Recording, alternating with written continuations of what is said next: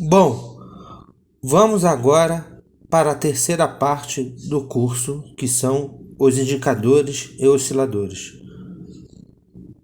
No caso do indicador que abordaremos aqui, será a média móvel, que ajuda a definir movimentos mais de médio e longo prazo, que são as tendências, enquanto os osciladores nos ajudam a definir movimentos mais de curto prazo. Média móvel. A média móvel é um indicador que visa mostrar sinais de compra e venda.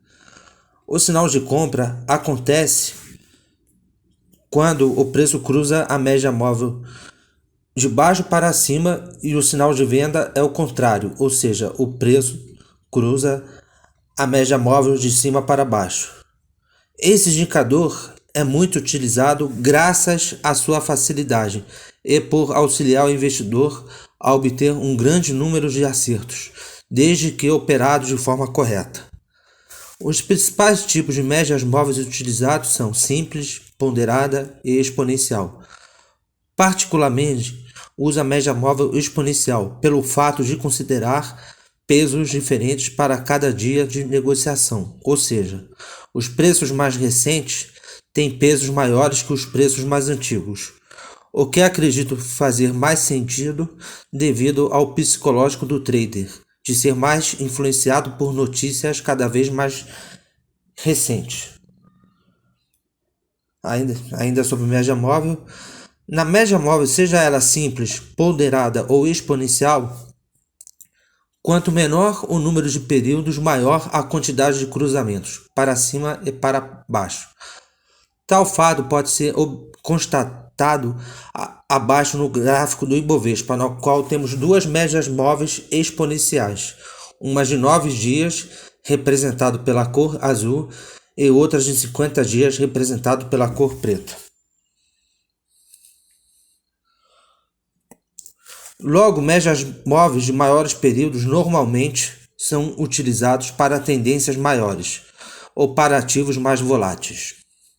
Para muitos traders, a tendência de alta é confirmada quando o preço da ação está acima de 2% da linha da média móvel e vice-versa para tendências de baixa. Eu particularmente utilizo 3 médias móveis exponenciais, que são 9 períodos ou 9 dias, 50 períodos ou 50 dias, 200 períodos, que no caso são 200 dias. Ainda sobre média móvel, logo não existe um número certo de períodos a serem utilizados, já que isso varia conforme a relação risco e retorno de cada trader. No geral, quando a média móvel de menor período cruza de baixo para cima a média móvel de maior período, o ativo entra em tendência de alta. E quando a de maior período cruza de cima para baixo a de menor período, o ativo entra em tendência de baixo. Ainda para tendências de alta, é necessário pelo menos 2 médias móveis apontarem para cima, 9 e 50 períodos, e vice-versa para tendências de baixa.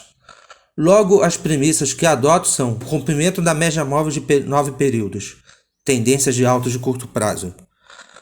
Rompimento da média móvel de 9 e 50 períodos, com a menor cruzando de baixo para cima maior, tendências de alta de médio prazo. E rompimento da média móvel de 200 períodos, tendências de alta de longo prazo. Agora vamos falar dos osciladores. Nesse módulo, falarei de 2 osciladores, no caso MACD e IFR. MACD, que no caso é Moving Average Convergence e Divergence. Para calcular o MACD, você deve subtrair a média móvel de 26 períodos pela de 12 períodos. Então, obterá um valor que tende a ficar oscilando entre a linha horizontal que indica o resultado. O MACD será maior que zero quando a média móvel de 12 períodos for maior que a média móvel de 26 períodos. Por outro lado, o MACD será menor que zero quando a média móvel de 12 períodos for menor que a de 26 períodos.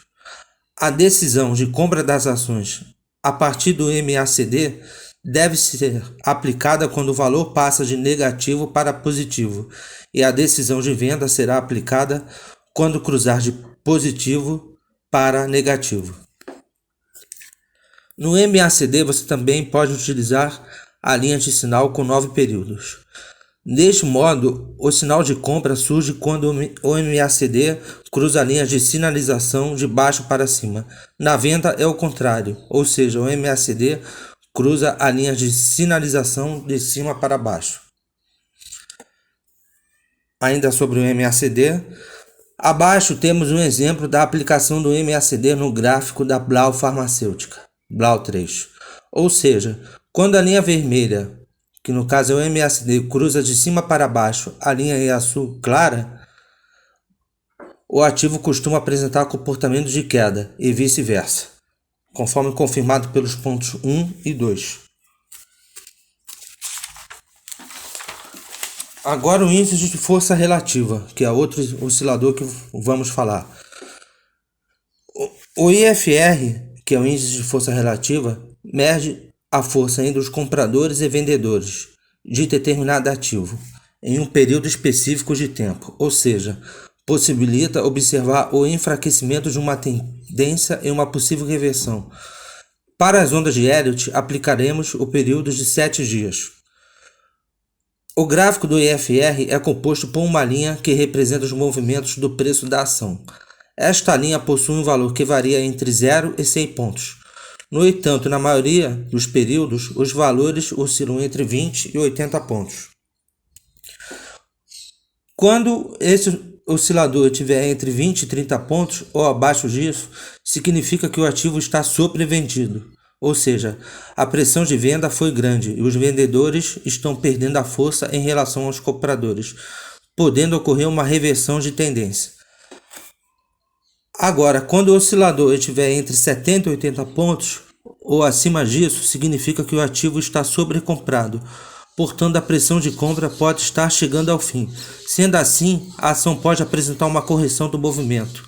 Nessa situação, a venda poderia ser realizada. Evite sempre comprar quando o IFR estiver acima de 80 pontos, já que o risco é muito grande. Ainda sobre o IFR, é importante analisar ainda o comportamento histórico de cada ativo para saber onde ocorreram as reversões de tendências. Por exemplo, a ação Blau 3 tende a subir quando o IFR estiver em 27,27 pontos.